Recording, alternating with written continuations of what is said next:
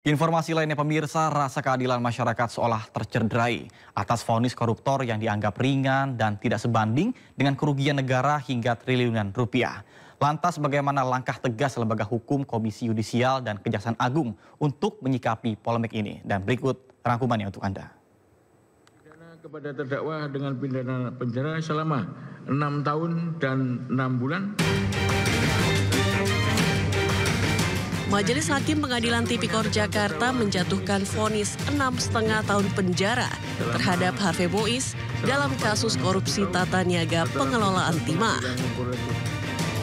Suami aktris Sandra Dewi ini juga diwajibkan membayar uang pengganti sebesar 210 miliar rupiah. Vonis terhadap koruptor timah Harvey Mois dianggap terlalu ringan dan tak sebanding dengan kerugian negara. Presiden Prabowo bahkan turut menyindir putusan hakim terkait hukuman kasus korupsi yang merugikan negara hingga ratusan triliunan rupiah ini terlalu ringan. Dan saya mohon ya, kalau sudah jelas melanggar, jelas mengakibatkan kerugian triliunan, ya semua unsurlah. Terutama juga hakim-hakim ya, vonisnya jangan terlalu ringan lah. Ngerampok triliunan, kalau triliunan, ratusan triliun. Vonisnya sekian tahun. Nanti jangan-jangan di penjara pakai AC, punya kulkas, pakai TV, tolong Menteri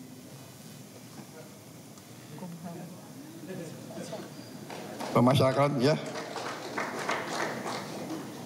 Jaksa Agung ya. Naik banding nggak? Naik banding ya?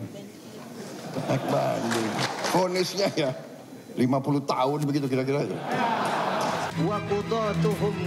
Pelaku pencuri hukuman 10 tahun penjara, 300 triliun ya, 6 tahun penjara karena Anda berperilaku baik. Dan masyarakat Indonesia pun geram karena vonis terhadap Harvey Mois dianggap ringan.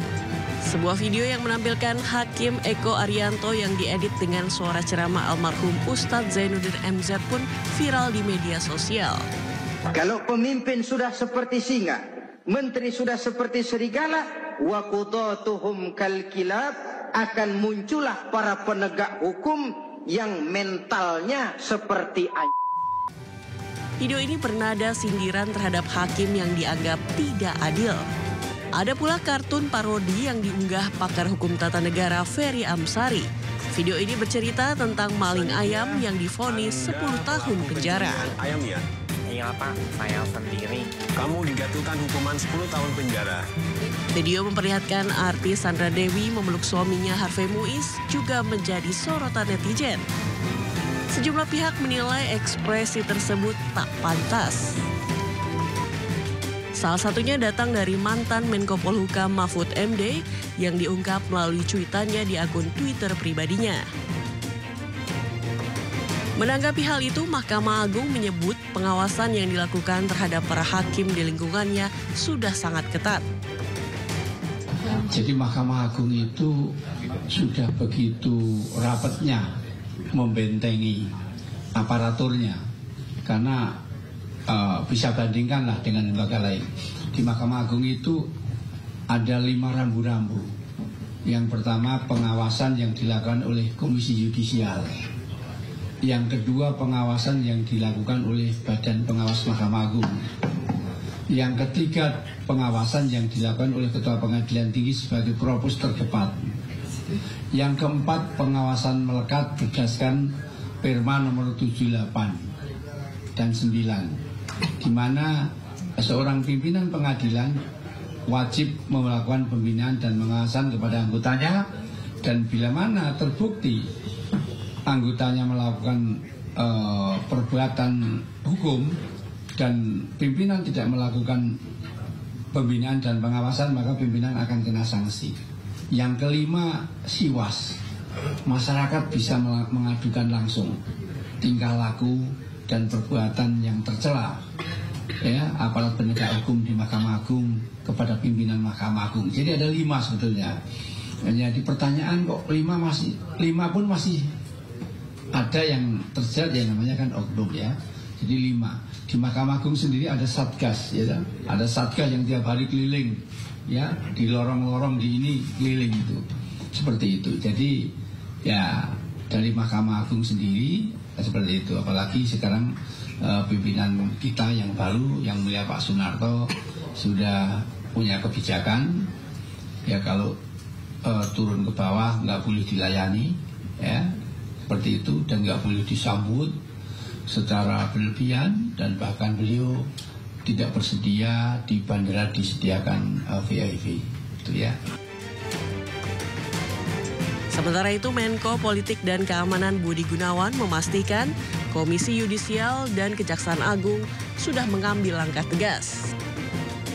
Pemerintah, dalam hal ini Bapak Presiden, itu sangat mendengarkan masukan-masukan dari masyarakat, di mana vonis yang diberikan ini dirasa kurang adil, gitu, kurang memenuhi rasa keadilan masyarakat, sehingga Presiden sudah memerintahkan juga pada Pak Jaksa Agung untuk melakukan upaya banding terhadap putusan vonis tersebut. Di samping itu, dari Komisi Yudisial juga sedang melakukan pendalaman yang terkait dengan kemungkinan adanya pelanggaran kode etik atau pelanggaran-pelanggaran lainnya yang dilakukan oleh para pihak, baik itu dalam hal ini tentunya hakim. Belum usai protes diskon vonis terpidana korupsi Harvey Muiz, kini terungkap ternyata Harvey Muiz dan istrinya Sandra Dewi ternyata terdaftar sebagai peserta BPJS Kesehatan PBI. Pihak BPJS Kesehatan mengakui Harvey dan Sandra Dewi terdaftar sebagai penerima manfaat PBI, masuk dalam kategori peserta pekerja bukan penerima upah sejak 2018.